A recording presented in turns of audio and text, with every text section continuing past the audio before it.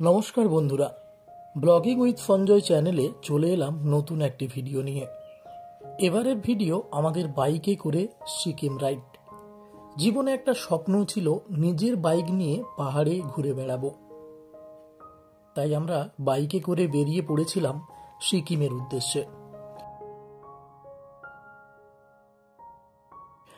আমাদের বেশ আনন্দ হচ্ছিল এই বাইকে করে পাহাড়ে যাওয়া নিয়ে। দুর্গাপুজোয় ষষ্ঠীর দিন ভোরে আমরা রওনা দিয়েছিলাম শিলিগুড়ির উদ্দেশ্যে খড়গপুরের বেলদা থেকে।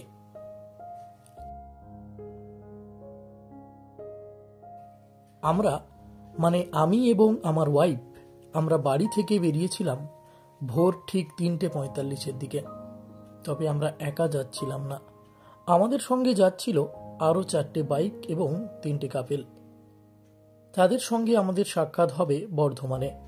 তারা কলকাতা থেকে ডানকুনি হয়ে বর্ধমানে পৌঁছাবে। বাইকে করে জীবনে প্রথমবার পাহাড়ে যাওয়া আমাদের। আমরা মেদিনীপুর শহরকে টাটা করে সকাল 6:30 নাগাদ পৌঁছে গিয়েছিলাম বর্ধমান।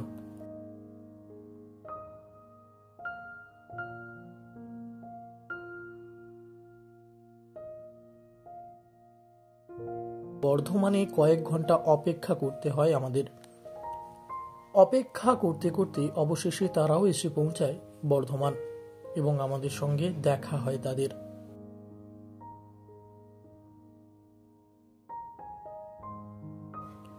অপেক্ষা করতে করতে পেয়ে গেছিল খুব জোর খিদে। বর্ধমানেই হালকা ব্রেকফাস্ট করে আমরা বেরিয়ে পড়লাম শিলিগুড়ির উদ্দেশ্যে। প্রথম দিন আমাদের গন্তব্য ছিল শিলিগুড়ি পর্যন্ত। বর্ধমান থেকেই প্রায় সকাল 9টা নাগাদ আমরা বেরিয়েছিলাম শিলিগুড়ির উদ্দেশ্যে।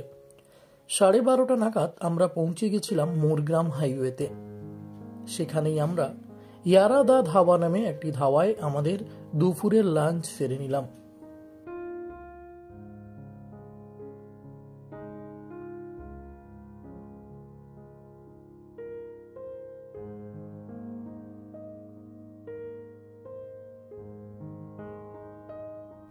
এরপর ওখানেই ফুয়েল আপ করে রওনা দিলাম শিলিগুড়ির উদ্দেশ্যে। মোরগ্রামের হাইওয়ে কন্ডিশন খুবই ভালো ছিল, তাই বাইক চালাতে বেশ ভালোই লাগছিল। জীবনে প্রথমবার বাইকে করে পাহাড়ে যাওয়ার আনন্দটা একটু আলাদা ছিল। মাথায় শুধু ঘুরছিল কখন পাহাড়ে পৌঁছাবো আমরা।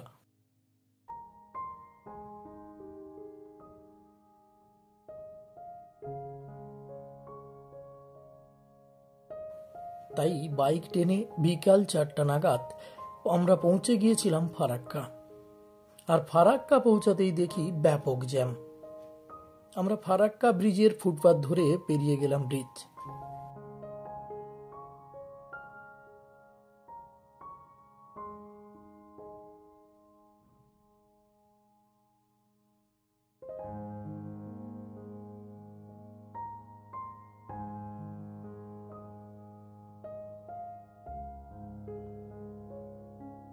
একটু দাঁড়িয়ে জল পান করে নিলাম। তারপর আবার বেরিয়ে পড়লাম শিলিগুড়ির উদ্দেশ্যে। তবে শিলিগুড়ি পৌঁছাতে পারবো কিনা সেটা নিয়ে সন্দেহ ছিল আমাদের। রাইড করতে করতে বিকেল থেকে সন্ধ্যা থেকে রাত হয়ে গেল। তখন প্রায় রাত 10টা। শিলিগুড়ি পৌঁছানো যাবে কিনা সেটা নিয়েই সবার সঙ্গে আলোচনা। তবে আমাদের রাইডটা দেরি করে শুরু করায় এই সমস্যা। আমরা কিষানগঞ্জ পেরিয়ে পাঞ্জাব দরবার নামে একটি হোটেলে আমরা ডিনার করে নিলাম সবাই মিলে। শিলিগুড়ি পৌঁছাতে অনেক দেরি হতে পারে, তাই তার আগেই ডিনারটা সেরে নেওয়াই ভালো, এই ভেবেই আমরা ডিনারটা সেরে ফেললাম। ডিনার সেরে আবার রওনা দিলাম শিলিগুড়ির উদ্দেশ্যে। কিন্তু এদিন আর আমাদের শিলিগুড়ি পৌঁছানো হলো না। আমাদের স্টে নিতে হলো ইসলামপুরে। সবাই মিলে আমরা আলোচনা করলাম। খাওয়ার পর সবারই ঘুম পাবে, তাই আর শিলিগুড়ি না গিয়ে ইসলামপুরেই পরের দিন সকালে উঠে একটু তাড়াতাড়ি বেরিয়ে আমরা শিলিগুড়ি পৌঁছে যাব। তাই এই রাতটা আমরা ইসলামপুরেই একটি হোটেল বুক করে স্টে করলাম। পরের দিন আমাদের গন্তব্য ছিল সিকিমের জুলুক। সপ্তমীর দিন সকালে আমরা ইসলামপুর থেকে বেরিয়ে রওনা দিলাম শিলিগুড়ি হয়ে জুলুকের উদ্দেশ্যে। শিলিগুড়িকে পেছনে ফেলে আমরা এগিয়ে চললাম জুলুক। শিলিগুড়ি পেরাতে সেবকের রাস্তা ধরে আমরা পাহাড়ে বাইক চালানো শুরু আমাদের। জীবনে প্রথমবার নিজের বাইক নিয়ে পাহাড়ে এসেছি। বেশ মজা লাগছে পাহাড়ে বাইক চালাতে। কি যে আনন্দ পাচ্ছি তা বলে বোঝানো যাবে না।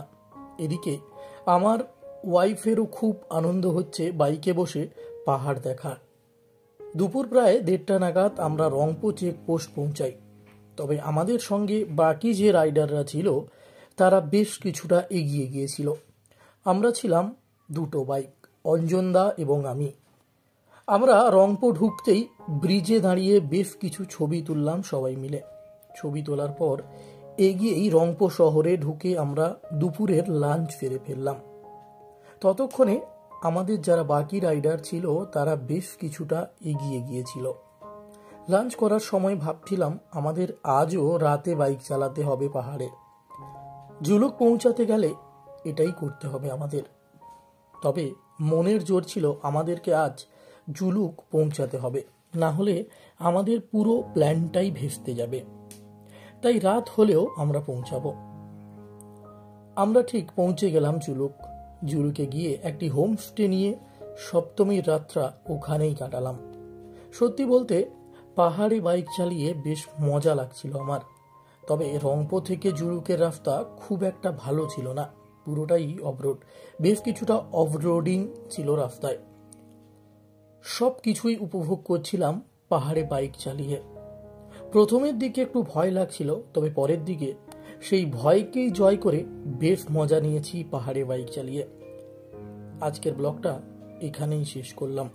দেখা হচ্ছে পরের ভিডিওতে। পরের গন্তব্য পরের ভিডিওতেই দেখাবো। ভিডিওটি ভালো লাগলে লাইক, কমেন্ট এবং সাবস্ক্রাইব করে দেবেন। সকলকে ধন্যবাদ।